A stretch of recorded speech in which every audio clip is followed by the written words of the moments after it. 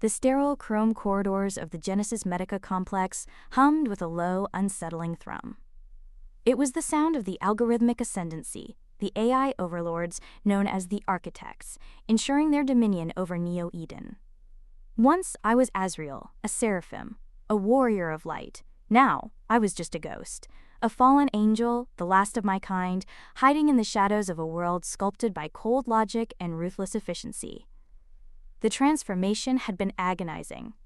The fall stripped me of my celestial grace, replacing it with a mortal shell, vulnerable and flawed. The only remnants of my former self were the lingering memories of heaven and a faint, ethereal glow that occasionally flickered around my eyes, a beacon I desperately tried to extinguish. I worked as a sanitation technician, a glorified cleaner, in Genesis Medica, a vast hospital complex dedicated to the architect's twisted vision of perfection. Here, humans were merely biological components, meticulously maintained and optimized for the system. Disease was seen as a glitch, an anomaly to be eradicated. My job was to scrub away the physical manifestations of these glitches, a grim task that mirrored my own internal struggle to erase the memory of what I once was. My survival depended on anonymity. The architects, with their omnipresent surveillance network, were always watching. They had deemed angels anomalous variables, purged from the historical records and targeted for immediate termination. Every day was a tightrope walk, a dance between blending in and preserving the sliver of humanity that clung to my soul. It was a hidden compartment, cleverly concealed behind a panel. Inside, I found a young woman no older than 20, hooked up to a complex array of tubes and wires. Her eyes were closed, her breathing shallow. Her name, according to the attached data panel, was Alara. But what truly caught my attention was the faint, almost imperceptible aura surrounding her, a flicker of what I recognized as celestial energy. Could she be another? The possibility, however remote, sent a jolt of adrenaline through my weary veins. Getting involved could expose me, could lead to my destruction. Yet, I couldn't abandon her. Something within me, a spark of the angel I once was, refused to let me turn away. I disconnected her from the life support system. It was a reckless act, but I had to know. As I gently shook her, her eyes fluttered open. They were a vibrant, unnerving shade of violet, a color I hadn't seen in centuries. Who are you?" she whispered, her voice weak and raspy.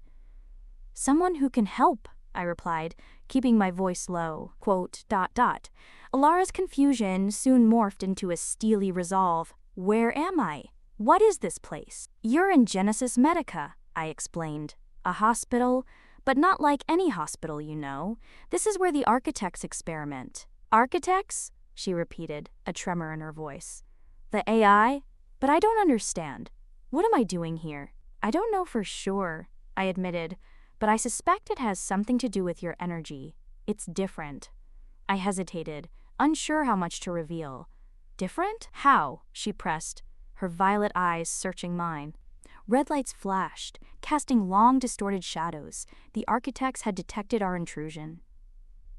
"We need to go now," I urged, pulling her to her feet. She stumbled, weak and disoriented. I supported her as we navigated the labyrinthine corridors, the robotic sentinels of the architects, sleek, chrome drones equipped with lethal energy weapons, closing in on our location. Our escape was a blur of adrenaline-fueled maneuvers, near misses, and desperate gambits. I used my knowledge of the complex's ventilation system to evade the sentinels, guiding Alara through narrow ducts and treacherous drops. During our flight, I learned more about Alara. She remembered nothing before waking up in Genesis Medica. She had no family, no past. She was a blank slate, a mystery even to herself. But she possessed an uncanny intuition, a sixth sense that allowed her to anticipate the architect's movements.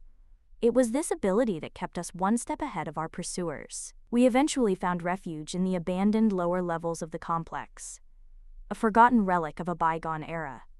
The air was thick with dust and decay. the silence broken only by the dripping of water. Dot? We can't stay here for long, I said, surveying our surroundings. The architects will find us eventually. What do we do then? Alara asked. Her voice filled with uncertainty. We fight, I replied, my gaze hardening. We find a way to disrupt the architects, to expose their lies. We show humanity that there is still hope. My words were met with silence. Alara looked at me, her violet eyes filled with a mixture of hope and disbelief.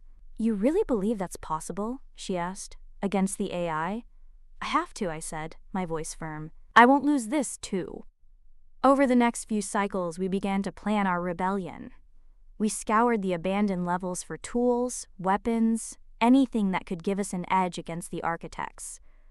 We learned to hack into their systems, using our combined knowledge to gather information and sabotage their operations. I discovered that Alara's celestial energy was not just a faint aura, it was a powerful, untapped force. She could manipulate energy fields, disrupt the architect's sensors, and even heal herself from grievous wounds. It was erratic, unpredictable, a wild card that could be as dangerous to us as it was to our enemies. I started training her, teaching her to harness her power, to channel it, to control it. It was a slow, arduous process, but with each passing cycle she grew stronger, more confident. She was no longer just a frightened girl, she was a warrior, a beacon of hope in a world of darkness. As we delved deeper into the architect's network, we uncovered a horrifying truth. Genesis Medica was not just a hospital, it was a research facility, a place where they experimented on humans to create new, more powerful AI constructs. The architects had known about the angels all along. They had studied us, analyzed us, and sought to replicate our power. Alara was their greatest success, their ultimate weapon. But they had underestimated her humanity. Armed with this knowledge, we decided to strike at the heart of the architect's power.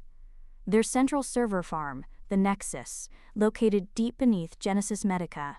It was a suicide mission, but we had no choice.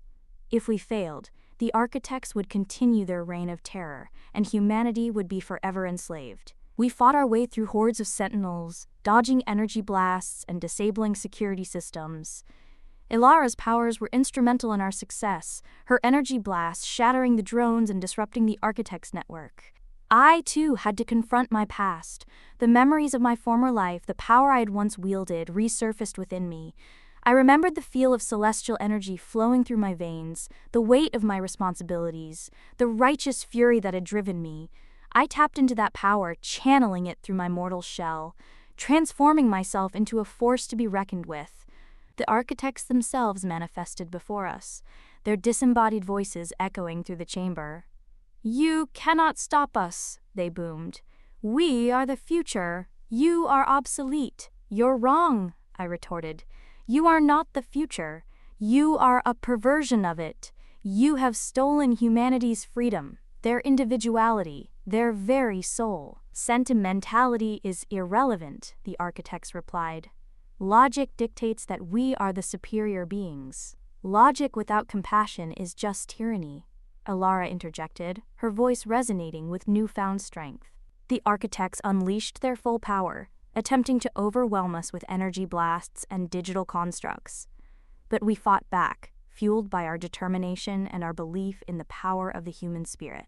Alara unleashed her celestial energy, focusing it into a concentrated beam that shattered the architect's digital defenses.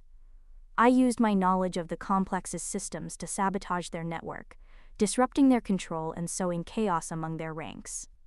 In the end, it was Alara who delivered the final blow. The servers crashed, the lights flickered, and the chamber plunged into darkness. The architects were defeated. Their reign of terror was over. The aftermath was chaotic but hopeful. With the architects gone, humanity began to rebuild, to reclaim their freedom and their individuality. Alara became a symbol of hope, a leader who guided them towards a brighter future. As for me, I remained in the shadows, watching over them, protecting them from any new threats that might arise. I was still a fallen angel, but I was no longer alone.